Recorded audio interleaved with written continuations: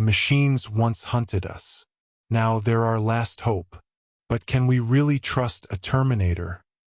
Especially when the xenomorphs are evolving. The air was thick with static and smoke. Fires danced across shattered cityscapes as screams echoed from collapsing buildings. What had started as a remote biological anomaly had now become a planetary-level threat. The xenomorphs had arrived, no longer just the stuff of interstellar nightmares but real, swarming across Earth like a black tide of death. No one saw it coming. A mining crew on Europa unearthed the first egg. From that single embryonic horror, the infection spread like wildfire. By the time the Earth Defense Council was notified, it was too late. Entire colonies had gone dark. Then the moon. Then the orbital stations. Then Earth itself. In the heart of Los Angeles, resistance fighters scrambled to regroup. Their command post was a retrofitted subway station, the last safe zone in a city overrun. They had flamethrowers, EMP grenades, and heavy rounds. None of it mattered. Xenomorphs moved too fast, too smart. The moment they took your scent, it was over.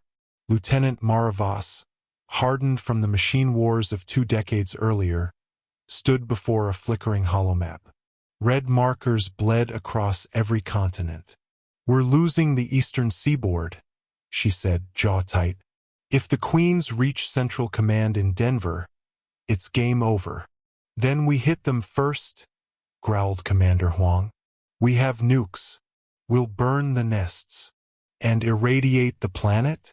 "No," Mara snapped. "There has to be another way." As if summoned by fate or irony, the old station doors creaked open with a hiss of hydraulics. Guns were raised instantly. Soldiers tensed. What stood in the entrance should have been shot on sight. A Cyberdyne Systems Model 101. The T-800. Scorched, dented, but fully operational. Its glowing red, I scanned the room, then locked onto Mara. "Lieutenant Voss. Skynet designation. Priority survival asset. I am not your enemy." Every weapon in the room was trained on it. One twitch, one wrong syllable, and it would be a pile of scrap.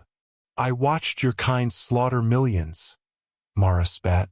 "Why should I listen to anything you say?" "Because," the Terminator replied in its deadpan tone, "your extinction is not optimal.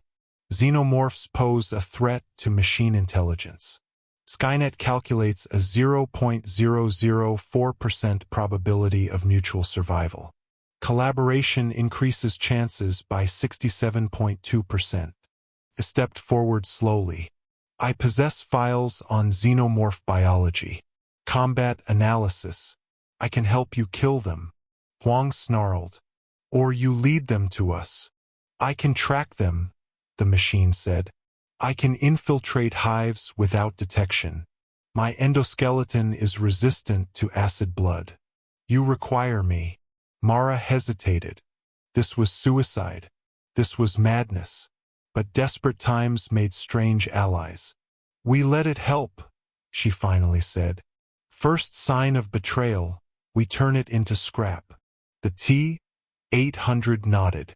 "Acceptable parameters." And thus began humanity's most unlikely alliance. The plan was simple in theory. Strike at the Queen's hive in the Rocky Mountains before they fully bred a second generation. In practice, it was hell. Mara and a hand-picked team rode a stealth transport deep into xenomorph territory. The T-800 took point, unflinching in the face of horrors that made grown soldiers scream. It was uncanny how well the machine moved among them. At times, the xenomorphs seemed to ignore it altogether, almost sensing that it wasn't prey, nor predator, but something else entirely. They made it to the outer hive wall without losing a man. Then everything went sideways. The first drone struck from above, impaling Sergeant Lewis with its tail before vanishing into the shadows. Acid sprayed the walls. Bullets ripped through the darkness. But there were too many. "Fall back," Mara shouted, dragging a wounded private as black shapes poured in. The T-800 didn't retreat. It stormed forward with mechanical fury, smashing skulls and torching bodies with a stolen flamethrower. Proceed.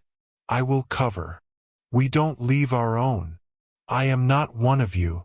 It turned then, its face expressionless, and charged into the hive alone. What followed was madness. From her position atop a rock ledge, Mara watched through thermal scopes as the Terminator descended into the tunnels, systematically tearing through xenomorphs like a walking warhead.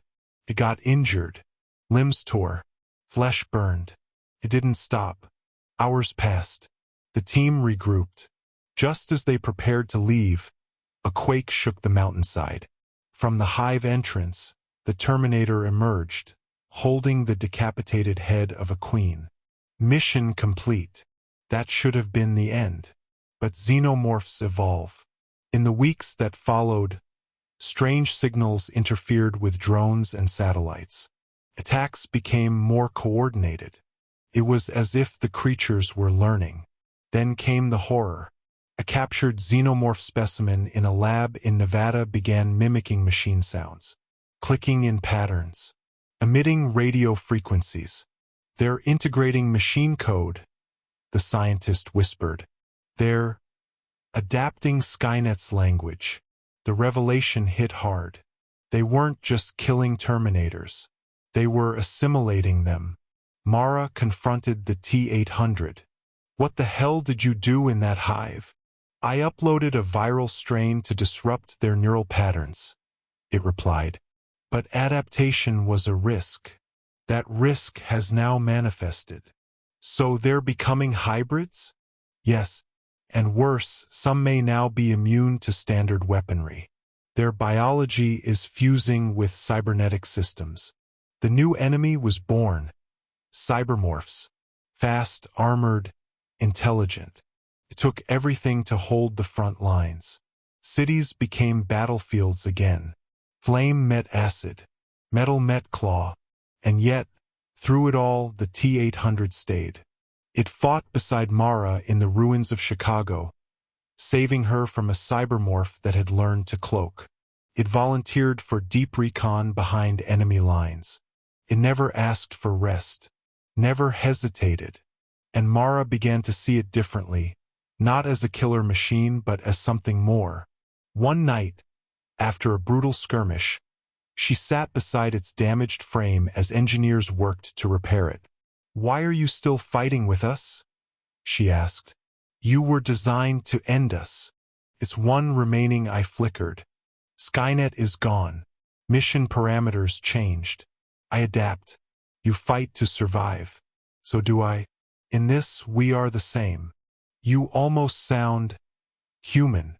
I am not, but perhaps I can be useful to them."